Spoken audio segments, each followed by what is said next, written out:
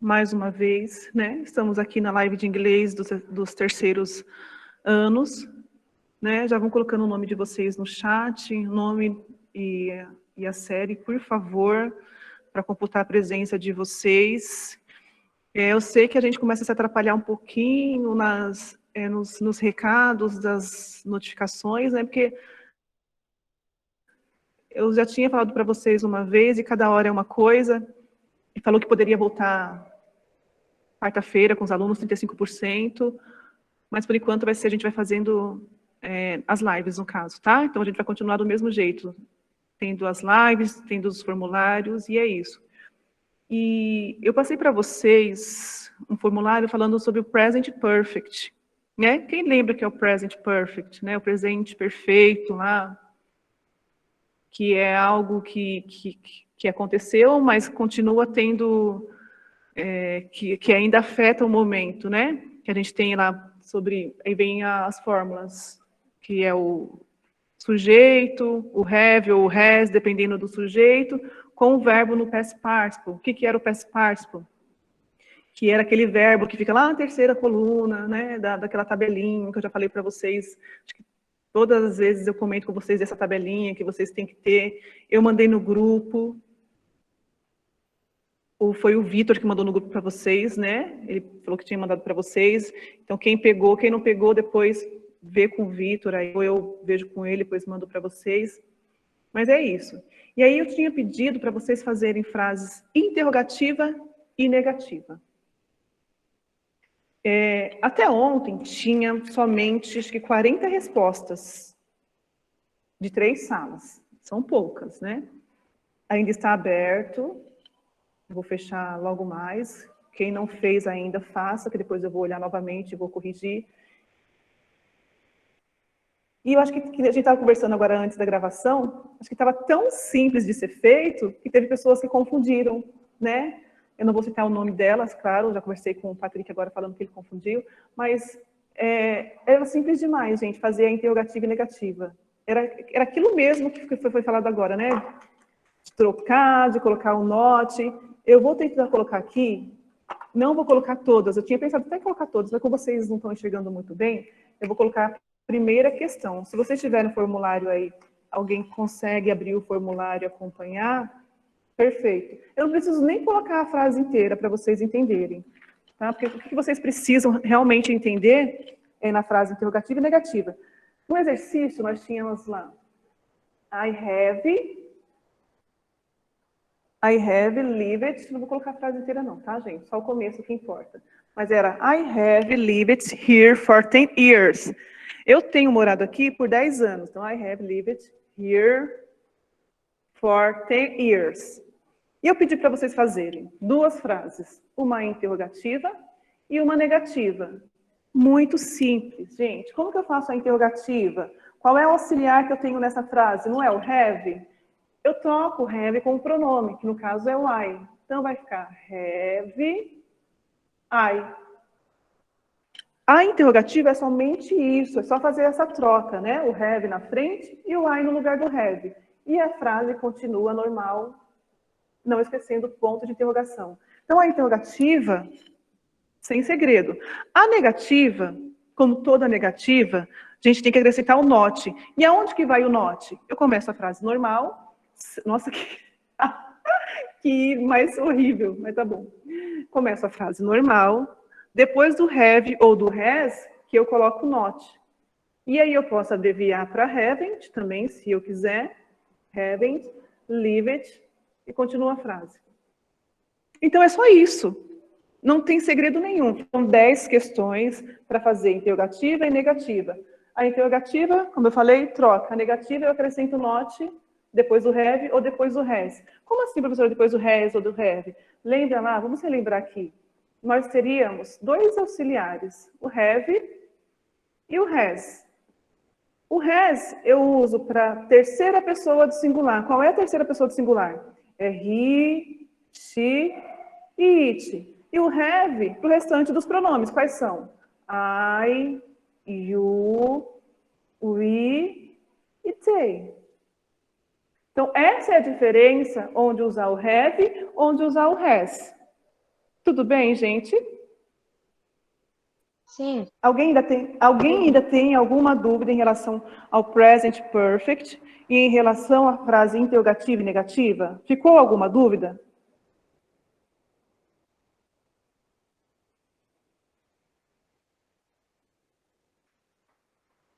Gente? E responda, por favor. Acho que não, professora. Vou fazer uma com o has, tá? Rapidinho. Eu fiz a número 1, que era essa, I have lived here for 10 years, que é eu tenho morado aqui por 10 anos. Aí a segunda era I have worked as a teacher for almost 20 years, que é com have, só trocar. Eu vou lá para 5, que é com has, tá? Então é a questão 5. Se alguém está acompanhando e ficou com dúvida em alguma, pode falar, professora, faz para mim a 8, faz para mim a 10 que eu faço aqui para vocês, tá? Então, a 5 seria she has been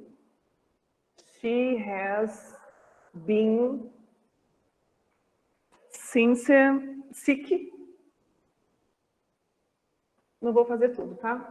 Só para vocês entenderem. Mas a frase é she has been sick since January. Então, ela tem ficado doente, ou tem estado doente desde janeiro. Quase que eu fiz tudo. Mas aí é para vocês entenderem, ó, a fórmula do present perfect. É o pronome mais o auxiliar, que é o have ou has. No caso, como é she, eu vou usar o has. E o verbo na terceira pessoa. Esse been, qual o verbo que é aqui, gente? Quem lembra qual é o verbo que na terceira pessoa da tabelinha lá no past participle fica assim? Terceira pessoa não, terceira coluninha. Quem lembra que verbo que é esse? É o verbo do be, né? To be. O verbo to be, muito bem. Olha como que ele fica no infinitivo. Vocês terem uma noção. Esse é um verbo irregular. Lembra que eu já falei para vocês várias vezes que verbo irregular já diz, é um verbo irregular. Eu não tenho uma fórmula para saber como que ele fica, tanto no passado quanto no past participle, que é no caso do verbo to be. Ele no infinitivo, ele fica be. Que, na verdade, nada mais é que é is, are e am. Ele é falado be, mas a gente não usa be na frase, né? A não ser que seja ele conjugado, que é to be, que é o verbo ser. Se ele for conjugado, tudo bem. Mas se não, a gente usa o is, o are e o am. Tá, a gente tem aqui no infinitivo o verbo to be. No passado do verbo to be é o was e o were. Agora, a terceira coluninha da tabela, o verbo no past participle, ele fica been. Por isso que está aqui. Então, a fórmula do present perfect é sempre assim. O pronome, o auxiliar, sendo have ou has, e o verbo no past participle. Essa é a fórmula do present perfect, sempre, tá? Voltando para a interrogativa e negativa. Então, nós temos aqui na interrogativa a mesma coisa, gente. Aquela troca que vocês fazem do has com o pronome. Então, has fica na frente da frase e o she aqui. Eu continuo a frase normal, sem mudar nada, ponto de interrogação. Na negativa, eu começo a frase normal. She has, sempre depois do has ou depois do have, eu acrescento not e continua a frase normal. Quero abreviar, eu coloco hasn't. E é só isso. Patrick, ficou claro para você? Professora, explica essa parte de novo, por favor. Qual parte? Ah, tá, professora, lembrei. É do Mas você negativo. entendeu agora como que faz? A interrogativa e a negativa? Sim, Você não professor. precisa buscar outras coisas, outros auxiliares, né? Os auxiliares já estão aqui, que no caso é o has e o have. São esses auxiliares que vocês irão usar para fazer a interrogativa e a negativa. É bem simples. Tudo bem? Professora, Oi, pode falar. o infinitivo ele significa o quê? É o agora? Infinitivo? É. Infinitivo é quando você quer conjugá-lo. Por exemplo, o verbo to be, com o to na frente, ser, estar. É como se a gente falasse assim, eu quero conjugar o verbo Eu amo. Qual é a conjugação? Como que fica esse verbo no infinitivo? Vai ficar amar, cantar. Esse é o infinitivo. Aí o Simper Past. Simper Past. Simple past é o passado. É o passado. Passado. Isso. E o Simper Past- Participle. O past participle é o particípio passado. Quê? É o particípio do passado. Ah, sim. Tá falando em relação à tabelinha, né? Sim, porque eu me confundo, tipo, nas palavras. Tipo assim, vai ter uma frase, imagina uma prova. Aí eu não vou saber, tipo, colocar. Eu não vou saber diferenciar o passado, o presente do passado e a conjugação, entendeu? Você não vai saber diferenciar na frase? É Lohane, né, Lohane? É É, Lohane, né? Lohane é ótimo, né? Como assim? tipo Como que assim, você ó. vai... Tipo Pode assim, ó, falar. vai ter uma frase. Aí dessa frase, como é que eu vou, tipo, diferenciar? Como colocar, tipo, os verbos? Tipo assim, eu vou ter que ler pra me saber se tá no passado, não é? Eu entendi perfeitamente. Como que você vai saber se a frase está no passado ou no futuro? Entendi. Você tem que analisar o verbo. É o verbo e também os complementos que vai indicar que essa frase está no presente, está no passado, está no futuro. Por exemplo, normalmente quando a gente tem uma frase no passado, o que a gente usa mais? Yesterday, que é ontem, né? Ago, que é lá atrás. Então, tendo yesterday na frase, eu já sei que é uma frase no passado, já passou. Uma frase no futuro. Uma frase no futuro, eu sei que o auxiliar do futuro é o will, W-I-L-L. Quando esse will está na frase, quer dizer que a frase está no futuro. Mas eu posso saber também que está no futuro com qual complemento? Tomorrow. Tomorrow é amanhã. Então, eu sabendo que tem tomorrow na frase, logo, a frase está no futuro. Mas eu tenho sim que saber as conjugações dos verbos, como que cada verbo fica. Só no caso de no presente e no passado. Porque no futuro, o verbo não muda em nenhum caso. O que vai mudar é o auxiliar que está na frase. Entendeu?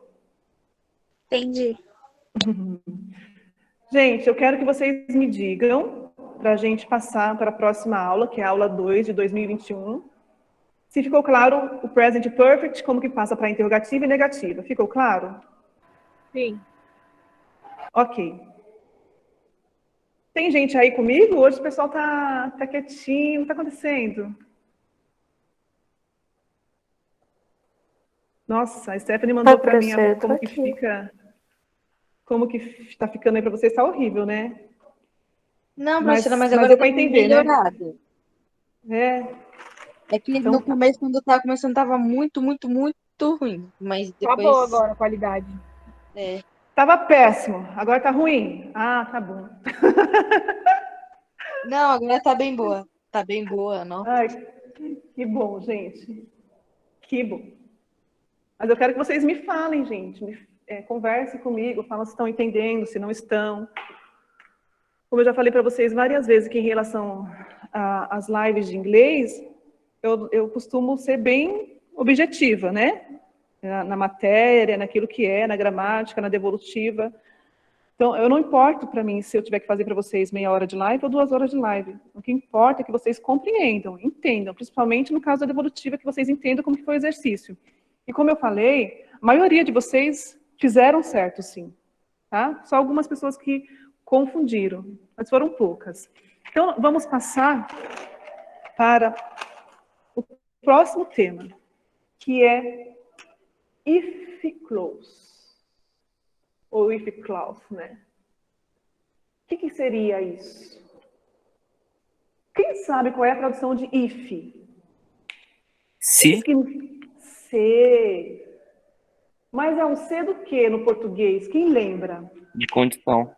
De condição. Esse if aqui é a mesma coisa do C no português, de condição, de conditional. Então, a gente está falando de if clause. Existem 4 tipos de if clause no inglês, que eu vou conversar com vocês agora. Eu vou falar sobre 2. Tá? Então, o que é if clause? São orações condicionais utilizadas em diversas situações e sempre vêm acompanhadas pelo termo if. Então, são condições. São empregadas para falar de planos futuros, de situações prováveis ou improváveis de acontecerem, ou mesmo de escolhas que foram feitas no passado. Então, vamos lá. As classificações dos if clause são divididas em 4.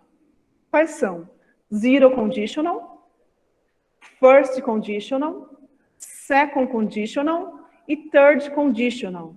Qual é a diferença entre essas 4? Como ela é formulada? Quais os tempos verbais que nelas vão existir? Tá? Hoje eu falarei com vocês sobre 2, para não ficar muita coisa. Tá? Eu vou falar com vocês hoje sobre a zero conditional e a first conditional. Na nossa próxima aula, nossa próxima live, não sei o que será feito, o que acontecerá, né? Só God sabe. Eu falarei sobre a second e a third. Espero que seja no presencial já, em nome de Jesus. Mas, vamos lá. Vou falar sobre a zero conditional. A zero conditional, ela é uma clause, né? E o que seria clause? Clause são orações. Então, quer dizer que em cada frase dessas, nós teremos 2 orações. Por isso que fala de orações. Vamos para a zero conditional. A zero conditional, a primeira coisa que eu tenho que... São 2 pontos que eu quero tocar com vocês em relação a essas conditionals. O primeiro ponto, que vocês têm que saber o que ela significa. O segundo ponto, quais são os verbos, né, os tempos verbais que será utilizado nela. Vocês sabendo disso, vocês vão entender melhor. Porque a zero conditional é fato. Como assim? É fato, é óbvio que irá acontecer. Não tem como não acontecer. Isso é zero conditional. Vamos aos exemplos e as fórmulas dela. No zero conditional, sempre será simple present. Na primeira oração, porque sempre são 2 orações. E na segunda oração, simple present também. Então, eu sei que, para ser uma zero conditional, a fórmula dela terá que ser uma frase no simple present e a outra frase no simple present. E o significado dela vai ter que ser esse, é o fato, é óbvio que irá acontecer. Vamos ao primeiro exemplo. Olha o if lá, todo sem ter if, para ser conditional. If you stand in the rain, primeira frase, olha lá. Vírgula, vamos para outra oração. You get wet. Vamos analisar essa frase. Nós temos a primeira oração no presente, a segunda oração no presente. Condiz aqui? Presente, presente? Condiz, tá certinho. Então, é zero conditional. Vamos à tradução dessa frase para ver se condiz aqui, ó, no significado dela. Se você ficar em pé na chuva, você irá se molhar. Isso é um fato? É óbvio ou não? Então, esquece guarda-chuva, ninguém está falando de guarda-chuva. Esquece guarda-chuva nesse momento, tá? A gente está falando lá que tá chovendo. Eu vou lá fora agora e fico lá em pé parado. O que vai acontecer? Eu vou me molhar. Tem como eu fugir disso? Não tem. Então, é um fato óbvio que vai acontecer. Não tem como você fugir. Então, isso é zero conditional. Então, nós temos o if lá do C, é um fato que vai acontecer, e prestar atenção na fórmula dela. Simple present mais simple present. Outra frase. If you... Depois eu tiro uma cópia e mando para vocês, tá? Que eu vou pagar daqui a pouco. Hit ice. Uma frase no presente. A consequência dessa frase. No presente também. Então, vamos lá. Se você esquentar o gelo, o que vai acontecer? Ele derrete. Então, nós temos aqui, né? Presente, repito, simple present mais simple present. Se você esquenta o gelo, ele derrete. Então, Tem como fugir disso. Se você colocar o gelo lá no fogo, ele vai derreter. Então, isso é a zero conditional. Fatos que irão acontecer, não tem como fugir, que é óbvio de acontecer. Que é formado pelo simple present mais simple present. Tudo bem? Ficou claro? Eu vou tirar uma cópia, é ótimo. Vou tirar uma xerox daqui, para depois eu mandar para vocês e fazer a outra. Alguém ficou com dúvida da zero conditional? Gente, vocês estão tão quietinhos. Terceiro ano não é quietinho. Terceiro ano não é quietinho, porque está cedo? Me falem, pelo amor de Deus. Eu fico até nervosa. Professora, tá cedo ainda. O pessoal tá acordando. Ah, tá. Porque eu fico nervosa de ver vocês quietinhos. Vocês não são quietinhos. Então, vamos para first conditional. First conditional.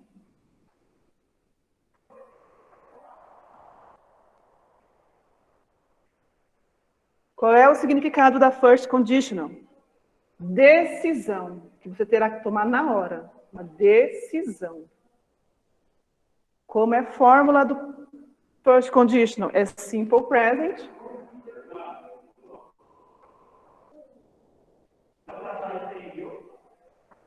Mas simple future. Que agora a Lohane vai entender, né? Como vai saber que está no futuro. Vou colocar para vocês aqui o auxiliar. Então, a fórmula do first conditional é simple present mais simple future. Vamos aos exemplos. O if sempre terá. If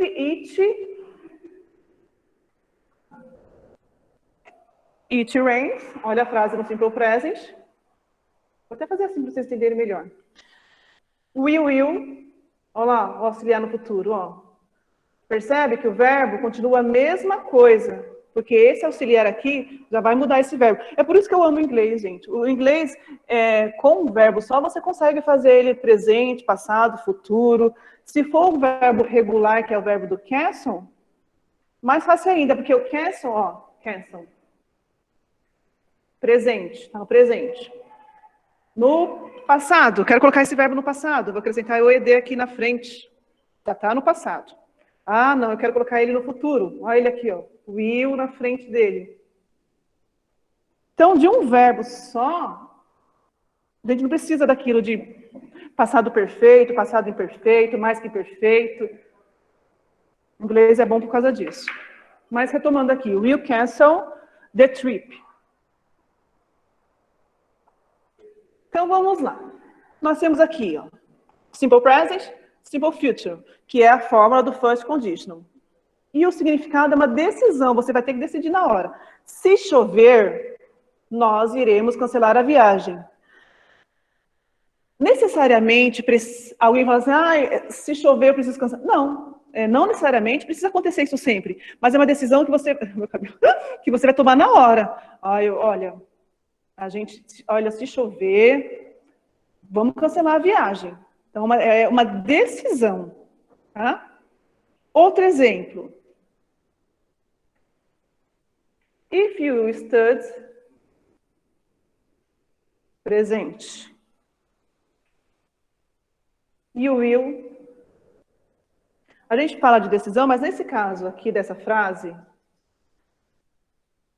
é uma decisão se você estudar, né? Estudar muito, ó. If you study, se você estudar, você passará no exame. Então, qual é, no caso, a decisão? A decisão aqui será se você estudar. Olha lá, simple present, simple future. A fórmula do first conditional. Então, se você estudar, você passará no exame. Então, é a decisão sua.